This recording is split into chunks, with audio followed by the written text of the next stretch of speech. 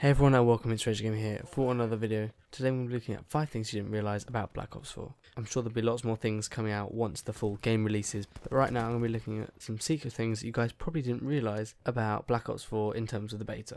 So let's get into it. So first up, it's a pretty simple one. The after action report at the end of a game will show you the kills and deaths for and from each enemy player. So what I mean by this is that it will tell you how many times you got a kill on a certain enemy and how many times they killed you. Now something similar like this has been in Call of Duty before, but I believe this is the first time that Treyarch has done anything like this in their games. So in number 2, when you have your weapons and you put your attachments on it, normally it will just show an image of an attachment and it might add it on, but this time it shows you each attachment, and when you select it, it shows you where it's going and what effect it has to the gun itself, to show how the gun has an overall modification to it.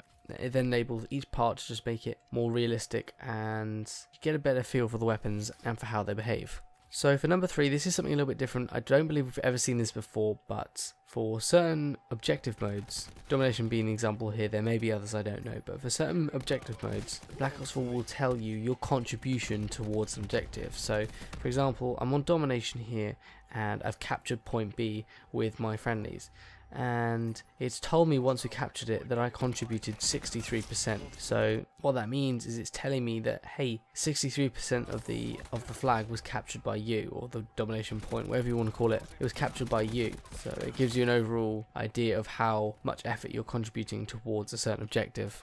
In at number 4, this is quite a big one here. We've seen something similar before in Infinite Warfare, but the health system has had a big revamp, and obviously we've got those stim shots to manually heal ourselves, but other than that, we also have health bars. All friendly and enemy players now have a health bar on top of their head, which shows you how much health they have. Now this can be quite useful because depending on how much health they have can determine what weapon to use, you know, how to go about killing someone or doing something.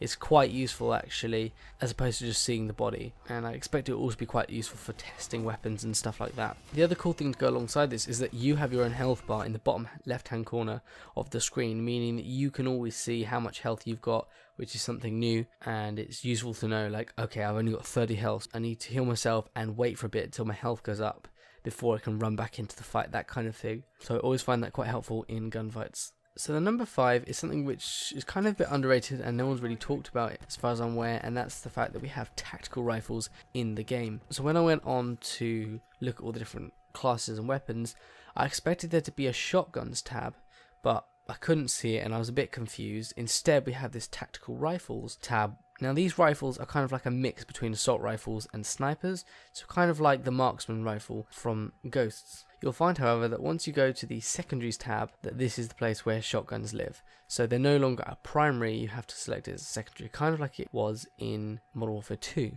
So if you wanted to use primarily a shotgun, you still can do that. Obviously you'd have to get rid of your primary, but it just means you can't use as many attachments on the shotgun, so you can't really buff it out to make it so OP. I don't think the shotguns are that great in this game at all. In fact, I think they're a little bit underpowered. It normally to me seems, unless the enemy is partly damaged, it's always at least 2 shots to kill someone, but I might be wrong on that. It's very sort of touch and go, but from what I've seen, that is the case. So I hope you've learned something useful here today. Be sure to let me know down in the comment section how many of these did you guys already know, and if anyone knew all of these already, then you win a cookie. But if you did enjoy the video, feel free to leave a like, it really helps me out, and make sure to subscribe for more Call of Duty Black Ops 4 videos coming out all the time. So thanks very much for watching, and I'll see you guys on the next video.